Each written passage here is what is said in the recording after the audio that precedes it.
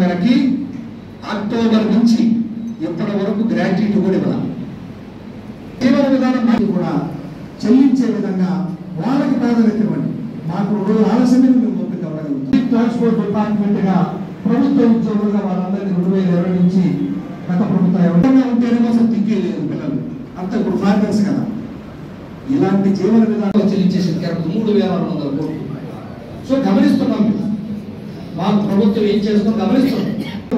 ప్రభుత్వ పర్మనెంట్ తర్వాత వాళ్ళకి ఏదైతే గతంలో వాళ్ళు పరిస్థితి ఎంతవరకు ఉందో కూడా చూడాలి. అలానే మమ్మల్ని అసలు పట్టించుకోకపోతే కూడా మేము ఊరుకోము. కానీ పోయిన సంవత్సరం రిటైర్ అయిన వ్యక్తికి గ్రాట్యుటీ అనేది మొట్టమొదటి ఇచ్చేది, అది కూడా లేదండి. చెల్లించాలని ప్రభుత్వాన్ని మీ ద్వారా కోరుతున్నాం. ఇంకొక ముఖ్యమైన అంశం, సర్వీస్ రూమ్ లో ప్రాంతం వ్యవస్థ అంటారు. రిటైర్ అయిపోయాడు, ఆయన ముసలితో మాకేం పని. ఉద్యోగుల ఐక్యత జిందాబాద్ ఏపీజే అమరావతి, ఏపీజే అమరావతి, ఉద్యోగుల ఐక్యత, ఉద్యోగుల ఐక్యత, ఉద్యోగుల ఐక్యత. కమిషన్ వెంటనే పిఆర్సీ కమిషన్ వెంటనే, పిఆర్సీ కమిషన్ వెంటనే, డిఎల్ వెంటనే పక్షాన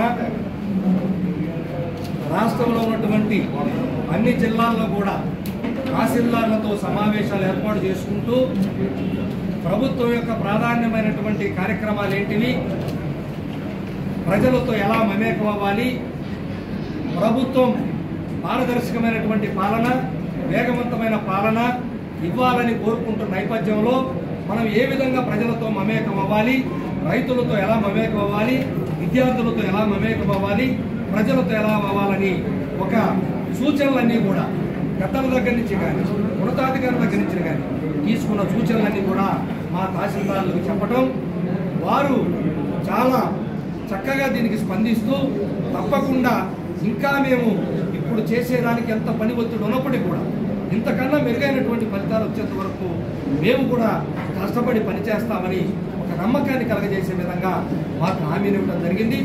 అదే నేపథ్యంలో వారు కూడా మరి ప్రభుత్వం చేయాల్సిన ప్రధానమైనటువంటి విధి పారదర్శకమైన పాలన కావాలంటే సరిపడా నిధులు ఇచ్చే విధంగా తక్షణమే ప్రభుత్వం చర్యలు తీసుకోవాలని, వేగవంతమైన పాలన రావాలంటే రెవెన్యూ ఉద్యోగులకి శిక్షణ అనేది తప్పనిసరిగా చేయాలి. దానికోసం రెవెన్యూ అకాడమీని ఏర్పాటు చేయాలని అన్ని చోట్ల నుంచి మాకు ఉద్యోగుల నుంచి చర్యత వస్తుంది. కాబట్టి ప్రభుత్వం పారదర్శకమైన పాలన, వేగవంతమైన పాలన రావాలంటే శిక్షణ నిధులతో పాటు మరి మీరు కూడా చర్యలు తీసుకుంటే మేము కూడా కలిసి మేము తప్పకుండా ప్రజలకు ఇంకా మెరుగైన ఫలితాలు మీరు కోరుకునే విధంగా వచ్చే విధంగా కష్టపడతామని చెప్పి తెలియజేస్తూ మరి ఏపీజేఎస్ అమరావతి పక్షాన ఇప్పటికే ప్రభుత్వం 1వ తారీఖున జీతాలు పెన్షన్లు ఇస్తూ మా గౌరవాన్ని కాపాడినందుకు ధన్యవాదాలు. అదేవిధంగా బకాయిలు కూడా ఎంతో కొంత ఉన్న దాంట్లో మాకు కూడా కొంత కేటాయిస్తున్నందుకు కూడా ఉద్యోగులు సంతోషంగానే ఉన్నాం. అయితే ఏ ఖర్చు లేకుండా కమిషన్ని పిఆర్సీ కమిషన్ని 11వ పిఆర్సీ కమిషన్ నియమించాల్సి ఉంటే ఇంతవరకు కూడా నియమించలేదనేటువంటి బాధ ఆవేదన ప్రతి ఉద్యోగులు వస్తూ ఉంది. నాయకులను ప్రశ్నిస్తున్నారు, ఎందుకు ప్రభుత్వం దగ్గర కనీసం పిఆర్సీ కమిషన్ వేయించలేకపోతున్నారు అని మమ్మల్ని ప్రశ్నిస్తున్నటువంటి నేపథ్యం. అదేవిధంగా ఏదైతే డిఏ బకాయిలు ధరలకు అనుగుణంగా ఇచ్చేటువంటి డిఏలు కేంద్ర ప్రభుత్వం తన ఉద్యోగులకు రెగ్యులర్గా ఇస్తుంటే మరి రాష్ట్ర ప్రభుత్వం కూడా ఎప్పటికప్పుడు డిఏలు ఇస్తే వాళ్ళకి ఒకేసారి భారం పెరగకుండా ప్రభుత్వమైన ఉద్దేశంతో పిఆర్సీ కమిషన్ నియామకం గత సంవత్సరం డిఏలు 2 డిఏలన్నా ప్రభుత్వం తక్షణమే ప్రకటించాలని ఏపీజేఎస్ అమరావతి పక్షాన కోరుతున్నాం. అదేవిధంగా పెన్షనర్లకు సంబంధించినటువంటి బకాయిలు గ్రాట్యుటీ కూడా పోయిన సంవత్సరం రిటైర్ అయినటువంటి వాళ్ళు గ్రాట్యుటీ ఇంకా ఇవ్వలేదంటే చాలా తీవ్రమైనటువంటి ఆందోళన ఉన్నారు.